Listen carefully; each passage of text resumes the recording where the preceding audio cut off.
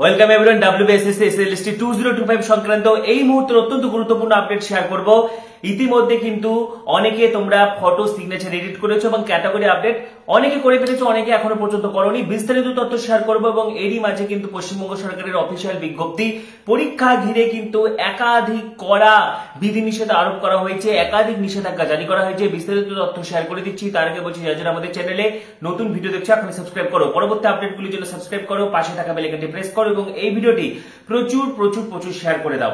তো এডিটিং নিয়ে যারা টেনশন করছো, ফটো সিগনেচার, দেখো আমি আগেও বলেছি যাদের ফটো সিগনেচার ঠিকঠাক আপলোড করা ছিল তোমাদেরকে কিন্তু আপলোড না করলেও চলবে, কিন্তু ক্যাটাগরি সকলকে আপডেট করতে হবে, এটা বাধ্যতামূলক। তোমরা যখন ফর্ম ফিল আপ করো তখন কিন্তু ক্যাটাগরি মেনশন ছিল না, বিশেষ করে যারা লাস্টের দিকে ফর্ম ফিল আপ করেছিলে। প্রথমে ছিল, একদম ফার্স্টে ছিল, কিন্তু লাস্টের দিকে কিন্তু ছিল না।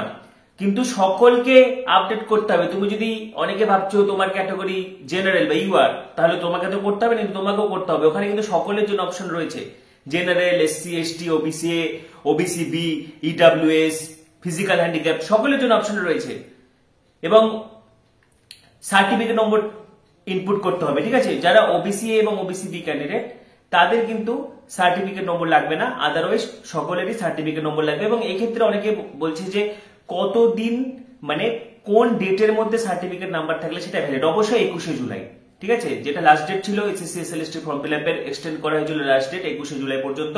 21শে জুলাইয়ের মধ্যে কিন্তু সার্টিফিকেটের নম্বর থাকতে হবে, সেটা EWS SC ST সকলের ক্ষেত্রে। OBC দের ক্ষেত্রে ছাড় দেওয়া হবে, কারণ OBC এবং OBC B ব্যাপারটা যেহেতু আলাদা, সেখানে হাইকোর্ট সুপ্রিম কোর্টের অবজারভেশন ছিল, সেক্ষেত্রে তারা কিছুটা ছাড় পাবে। এবং যদিও যারা সেই 21শে জুলাইয়ের মধ্যে যাদের সার্টিফিকেট ছিল সেটা পুরনো হতে পারে, নতুন সার্টিফিকেটের কথা আমি বলছি না, রিভ্যালিডেশনের সার্টিফিকেটের কথা বলছি না, বা রিইস্যুয়েন্স এর কথা কেন হচ্ছে না, তারা কিন্তু সুযোগ পাবে। অর্থাৎ OBC দের ক্ষেত্রে কিছুটা ছাড় রয়েছে, তাও সকলের জন্য নয়। কিন্তু যারা SC ST EWS তাদের কিন্তু 21শে জুলাইয়ের মধ্যে যাবতীয় সার্টিফিকেট লাগবে, ঠিক আছে। এবং আজকেও কিন্তু এডিট করা যাচ্ছে, যারা ফটো সিগনেচার এখনো পর্যন্ত এডিট করনি করে নাও বোর্ডের ইনস্ট্রাকশন অনুযায়ী। পাশাপাশি যারা ক্যাটাগরি আপডেট করনি আজকে করে নাও। এবং এরই মাঝে কিন্তু WBSSC একাধিক কড়া পদক্ষেপ গ্রহণ করেছে পরীক্ষার জন্য। প্রত্যেকটি জেলার ADM দের পরীক্ষা পরিচালনার দায়িত্ব দেওয়া হয়েছে। প্রতিটি পরীক্ষার্থীকে কিন্তু ফ্রিস্কিং করা হবে, ঠিক আছে, ফ্রিস্কিং এর ব্যবস্থা থাকছে, তল্লাশি করা হবে এবং প্রত্যেকটি পরীক্ষা কেন্দ্রে CCTV থাকছে। কোন রকমের ঘড়ি, সেটা হচ্ছে স্মার্ট ওয়াচ হতে পারে, ডিজিটাল ওয়াচ হতে পারে, বা নর্মাল ঘড়িও ব্যবহার করা যাবে না। পরীক্ষা কেন্দ্রের মধ্যে ঘড়ি থাকবে, কোন রকম লক টেবিল, তারপরে any printed or written materials কিছু কিন্তু ইউজ করা যাবে না। মোবাইল ফোন থেকে শুরু করে যে কোনো ইলেকট্রনিক গ্যাজেটস কোনো কিছু ইউজ করা যাবে না। ধরা পড়লে সরাসরি কিন্তু পরীক্ষা বাতিল হবে। এই মুহূর্তে যে খবরের দিকে নজর রাখবো, SSC শিক্ষক নিয়োগের পরীক্ষায় সতর্ক রাজ্য। নিয়োগের লিখিত পরীক্ষা নিয়ে কড়া নির্দেশিকা নবান্ন। নবম, দশম ও একাদশ দ্বাদশের শিক্ষক নিয়োগে কড়াকড়ি। ঠিক কি নির্দেশিকা নবান্নর, বিস্তারিত জানাবে সোমরাজ বন্দ্যোপাধ্যায়, রয়েছে আমার সঙ্গে। সোমরাজ, দেখো, আগামী 7ই সেপ্টেম্বর ও 14ই সেপ্টেম্বর শিক্ষক নিয়োগের লিখিত পরীক্ষা নেবে স্কুল সার্ভিস কমিশন, নবম, দশম ও একাদশ দ্বাদশের শিক্ষক নিয়োগের। আর সেই লিখিত পরীক্ষা নিয়ে এবার কড়াকড়ি নির্দেশিকা জেলা শাসকদের পাঠালো নবান্ন। প্রথমত বলা হয়েছে যে প্রত্যেকটি জেলায় অতিরিক্ত জেলা শাসক বা ADM এর নেতৃত্বে এই পরীক্ষা পরিচালনা করা হবে।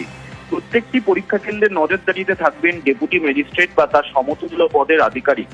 নির্দেশিকাটি বলা হয়েছে যে প্রত্যেকটি পরীক্ষা কেন্দ্রে হবে ফ্রিস্কিং এর দায়িত্বে থাকবেন প্রত্যেকটি জেলার পুলিশ সুপাররা। পুলিশ সুপাররা সিদ্ধান্ত নেবেন কোন পরীক্ষা কেন্দ্রে কিভাবে ফ্রিস্কিং হবে। পরীক্ষার্থীদের জন্য আলাদা করে নির্দেশিকা দেওয়া হয়েছে জেলা শাসকদের, যেখানে বলা হয়েছে যে পরীক্ষার্থীরা কোনো রকম ঘড়ি, স্মার্ট ওয়াচ পরে আসতে পারবেন না। কোনো পরীক্ষার্থী যদি মোবাইল সমেত পরীক্ষা কেন্দ্রে ধরা পড়লে তাহলে সঙ্গে সঙ্গে সেই পরীক্ষার্থীর পরীক্ষা বাতিল করতে হবে। প্রত্যেকটি পরীক্ষা কেন্দ্রের পরীক্ষা ঘরে ওয়াল ক্লক লাগাতে হবে, যাতে পরীক্ষার্থীরা পরীক্ষার সময় নিয়ে নজর রাখতে পারেন। এছাড়াও বলা হয়েছে যে এই পরীক্ষা পরিচালনাকে কেন্দ্র করে প্রত্যেকটি সরকারি আধিকারিককে তার দায়িত্ব পালন করতে হবে। এই বিষয়ে স্পষ্ট করে নির্দেশিকা দেওয়া হয়েছে। রাজ্যের মুখ্য সচিব মনোজ পান্ত এই নির্দেশিকা পাঠিয়েছেন প্রত্যেকটি জেলার জেলা শাসকদের। আগামী 7 ও 14ই সেপ্টেম্বর এই দুদিন মিলিয়ে প্রায় 5,80,000 পরীক্ষার্থী গোটা রাজ্য জুড়ে পরীক্ষা দেবে। ফলত এই বিশাল পরীক্ষার কর্মকাণ্ড নিয়ে নবান্নের তরফে জেলা শাসকদের নির্দেশিকা দিয়ে স্পষ্ট করে জানিয়ে দেওয়া হলো যে পরীক্ষা পরিচালনার দায়িত্ব প্রত্যেকটি জেলায় অতিরিক্ত জেলা শাসকের নেতৃত্বে নজরদারি করতে হবে এবং জেলা শাসকরা তারা নিজেরা নজরদারি করবেন এই পরীক্ষা পরিচালনা নিয়ে। এবং শুধু তাই নয়, এই যে পরীক্ষা পরিচালনা করা হবে সেখানে স্পষ্ট করে জানিয়ে দেওয়া হয়েছে যে একজন যিনি ইনভিজিলেটর হবেন তিনিও সরকারি আধিকারিক হিসাবে ইনভিজিলেটর থাকবেন এবং সেই ইনভিজিলেটরের কি দায়িত্ব থাকবে, পুলিশের কি দায়িত্ব থাকবে, পৃথক পৃথকভাবে নির্দেশিকা দিয়ে জানিয়ে দেওয়া হয়েছে। তার কারণ যেহেতু বহুদিন বাদে রাজ্য ফের শিক্ষক নিয়োগের লিখিত পরীক্ষা নিচ্ছে, তাই এই পরীক্ষা নিয়ে বাড়তি সতর্কতা নিতে চাইছে রাজ্য। বেশ, এই মুহূর্তে যে খবরের দিকে নজর রাখবো, এসএসসি শিক্ষক নিয়োগের পরীক্ষায় সতর্ক রাজ্য, নিয়োগের লিখিত পরীক্ষা নিয়ে কড়া নির্দেশিকা নবান্ন, নবম দশম ও একাদশ দ্বাদশের। তো WBSSC এসএলএসটি সংক্রান্ত এই মুহূর্তে বড় আপডেট শেয়ার করে দিলাম। আর কিছু জানা থাকলে কমেন্ট অবশ্যই জানাবে।